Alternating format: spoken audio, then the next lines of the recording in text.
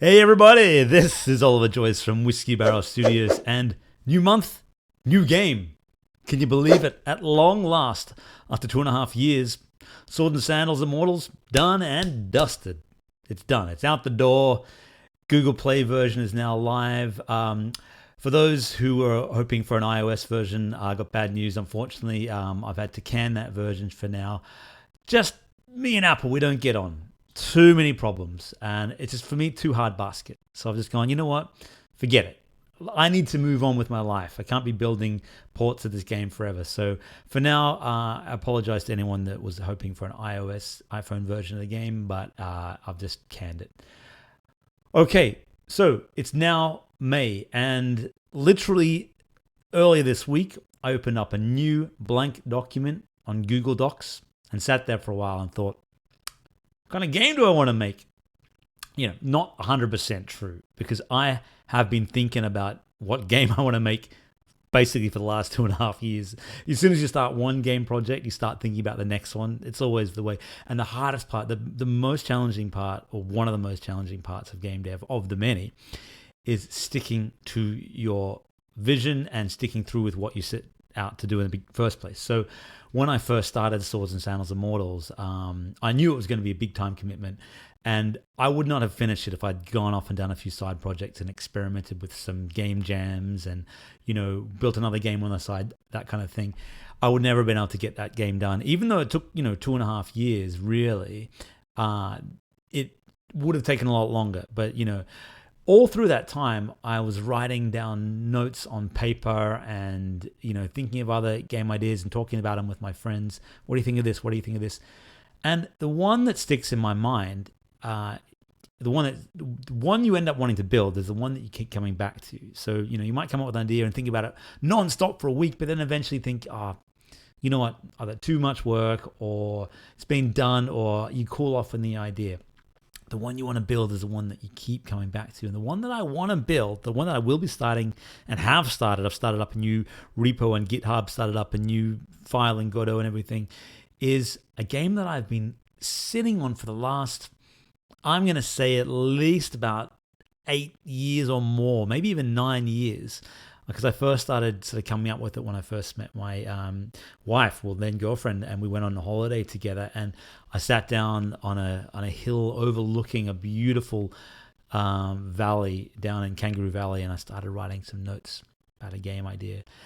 This new game is going to be different, but the roots of it are in that earlier game, and I'm not going to reveal that game today because I still want to work on it, flesh it out a bit, and even maybe do a basic prototype before I share it with you guys. But what I wanted to talk to you today about is the style, because when you start a new game, you have literally, as I said, a blank canvas, an infinite path going forward, and you think, well, what could I do? Do I stick to the old style, the old art style, the old way of doing things, or instead, maybe this 3D. And that has crossed my mind.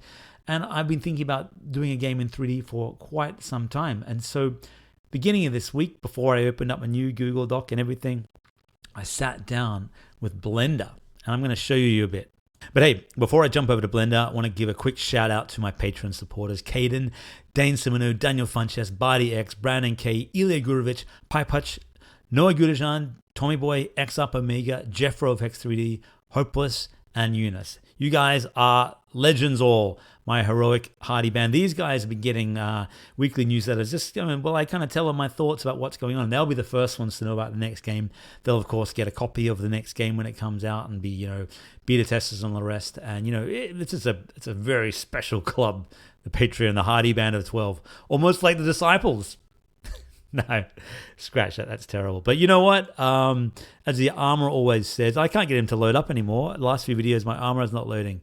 Tragic. But, if you would like to be a Patreon, that would make my day. If Thygum was here, he would say that. But, it's kind of appropriate that, we've moved on from Swords and Sandals, that he's not here. So, yeah, if you want to be a patron of mine, I'd love to have you aboard, and the link will be below.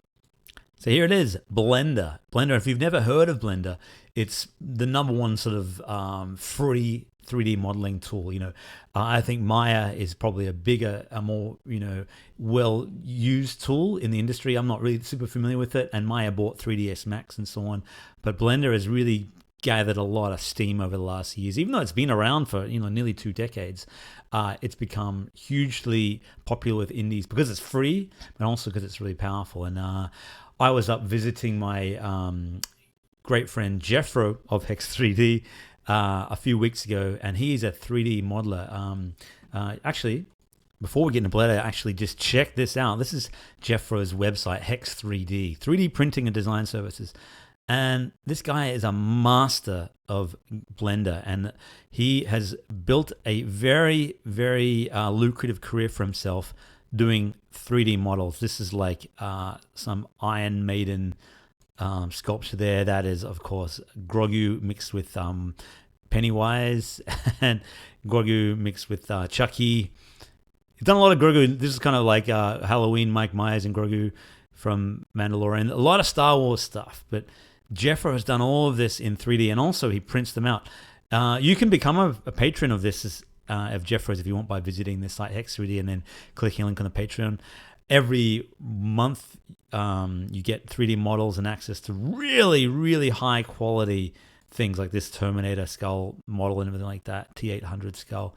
I went up and visited him, and I was so impressed by the quality of his work. It's mainly Star Wars stuff, but if you're into Star Wars and want to get some niche Star Wars stuff printed, and especially Grogu, Jeffro's your man. But anyway, I was talking to Jeff, and he talked to me about Blender and really extolled the virtues of it and said, if you want to get into 3D, this is the tool you want. And he even offered to show me some tips and so on. So I was really inspired.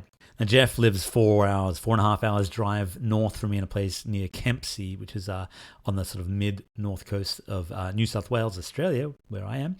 And on that long drive, I thought a lot about 3D and thinking, would this be something I could use for our next project? And then I thought, well, you know what? I'm not sure, but let's give it a go. And, 3D is a super powerful thing. You can really do all sorts of crazy things with it. And as you know, here's me just mucking around as I talk. It's crazy, And I thought, could I use this for my next game? And, how would it look? This kind of craziness. I've made some interesting abstract sculpture there. So on Monday, I sat down and just started doing tutorials. You know what I mean? Look at that. There you go. You can put that in the Museum of Modern Art. That's amazing. This is one of the best. But yeah, from Monday until yesterday, I was doing tutorials, and it really kind of gave me just dipped my toe into the deep, deep waters of Blender. I'm going to show you a couple of things that I put together. These are just some experiments with sort of various shapes, more modern art. The funny thing with Blender is so much to learn, but quite quickly you start getting your head around all the shortcuts and all the keyboard shortcuts. And this was just working, extruding things and cutting holes and stuff, and just working out, how models, interact with each other. Whoa, that's a suspicious looking model. What is that? Get rid of it. It's not what you think it is. But you can do so many things with it. Like an add a material here. If we go to the texture painter, I could paint on materials, shading. I could add some color. Where was my model? Oh, there we are. You can make this look super metallic. Even change the roughness, and then you see some cool reflections on there. And this is a free tool, and there are so many interesting tutorials out there for it. And so I was just kind of learning as I went. I actually bought a Blender Secrets book, which I probably was a little premature to do just because I hadn't really locked myself into Blender learnings yet. But I like to learn through books and things called Blender Secrets, and that was kind of cool. But that was my first sort of experiments, just working on different shapes, extrusions, cutting things out, working on all the different kind of aspects that you need to learn. But you could spend a lifetime learning Blender and still not kind of know what you're supposed to do, because very quickly you can get into real trouble by pressing the wrong button. There we go. But you can see how easy it is to make simple low poly type things and give that a bevel. Was that bevel? And this is just me remembering kind of the different shortcuts and stuff like that. And you can then go back and smooth that whole thing. And that was after, 3 days. I was doing some things like that. And then I'll show you another one. This is the hunchback tutorial I did. So it was like this kind of, it's meant to be like a gorilla thing, but it's more of, looks like a bear. But if we have a look at, kind of look, it's got like a light there and everything. I'll show you the rendering using the Eevee rendering lighting. You can even look that on the full. Blender is this rabbit hole that you can just fall into. What happens if I render that? What do my camera see? Well, it doesn't really show you much. We're going to move the camera to there. Render that. Yeah, so I made this cool little scene based on a tutorial from a guy called Grant Abbott, who's a Blender master.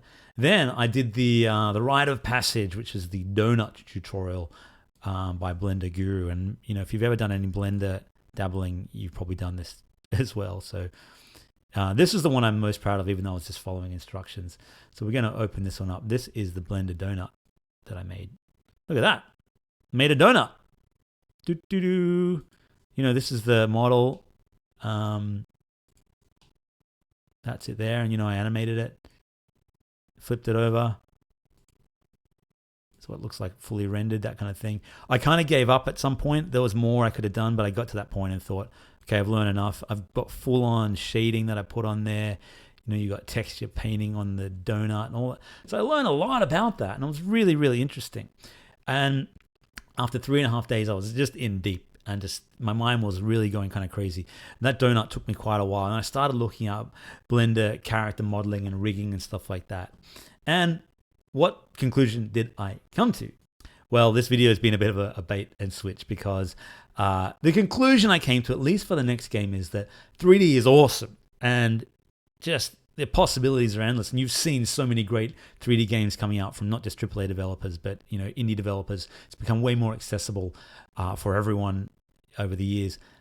For me, and for this next game, however, it's not going to happen. 2D is where my bread and butter is. The games that I like to make are generally best suited to 2D, and also given the timeline that I want to work on this game, 3D would be awesome, but you got to be careful as a solo developer, especially. This is my full-time job. I got a family, a mortgage. I can't really give myself that luxury of learning a lot of 3D and trying to make the game look good in 3D, especially for my first solo game outside of working with e-games, my first non-Swords and Sandals game. This is truly, truly me as an independent developer. I don't have a publisher for this game or anything like that. So I need to think, well, how can I use my time best? I know 2D really well. I have a great 2D artist working with me in Bokimi. And just for this game, 3D isn't necessary. I don't think it adds that much. So I'm going to keep learning Blender and, spend a little bit of time every week learning it, because it is amazing. And there will come a time when I do want to use it for a future game that is more appropriate. But once I show you more of this game, you kind of think, oh yeah, I get why he went with 2D rather than 3D. Well, at least I hope you do. So after all this video, after the, however long it's been, 10 minutes plus, my answer is no. The next game is not going to be in 3D. I want to give a quick shout out again to Jeff for this image. He did this years ago for me. It's a character from Swords and Sandals, a Cycladian, who's like the Cyclops kind of characters. And I teased that when I was doing Swords and Sandals 6. Maybe I'll make this game in 3D. Didn't end up doing it, but I thought I'd use that for the thumbnail, thinking, oh, maybe this is a teaser. But no, 2D is where it's at. But I highly, highly recommend you getting into Blender if you do want to learn 3D. You'll pick it up really quickly. After only 3 or 4 days, I feel like, not that I'm competent or anything, but I can figure out a few things. I can make some low poly swords and that kind of stuff like that. And my mind was just, and I knew that this would become a rabbit hole. And, the more I spent in it, the more I want to do it. And it would just probably take me away from the game that I wanted to make. And I just have that financial consideration. I've just got to think smart and not think about what will be fun to do. I have to think what is the right decision for me from a commercial sense. But for you, get into Grant Abbott's tutorials, Blender Guru, a ton of other really interesting ones. Just type in, Blender tutorials for beginners on YouTube and, into the rabbit hole. And also check out Hex 3D as well. It's really cool. All right, guys, that's it for me this week. Next week, I'm going on a hike at long last, and I'm going to be walking and talking for a couple of hours, and I'll divide those hours into short segments where I'll just talk about a topic, one or the other, game dev, life, aspirations for the future, thoughts on the past, that kind of thing. I know some of you guys like the kind of hikes that I do and the beautiful Australian countryside, the bush and everything like that. So I'm going to do one of them hopefully early next week. And I love to have you along for the ride. And I'll be posting that during the week as well. So I look forward to speaking to you guys then. Thanks for joining me on the channel. If you do like Whiskeybarrel Studios stuff and, you want to, be part of it, you can subscribe. And again, my subscription thing's not working. Why isn't that? Why? There it is. Okay, look at that. There's the barrel. So, I appreciate you guys sticking around to the end if you did. And thank you so much also for being part of the Sword and Sandals Immortals journey. I hope the ending hasn't felt too abrupt. I hope you feel like the game has been supported enough. And even though I could work on it forever, I, technically can't because, financially and so on. And also my mind has moved on elsewhere. And, I need a break from Sword and Sandals after doing it for many, many, many years. I feel like I've sort of, just exhausted it for now. And creatively, I don't have any more that I want to do with it right now. So never say never. We'll be back next year with some more Swords and Sandals stuff, perhaps. We shall see. But okay, stick around next week, and I'll start talking more about the next project and beyond. All right, my friends, until next time, bye for now.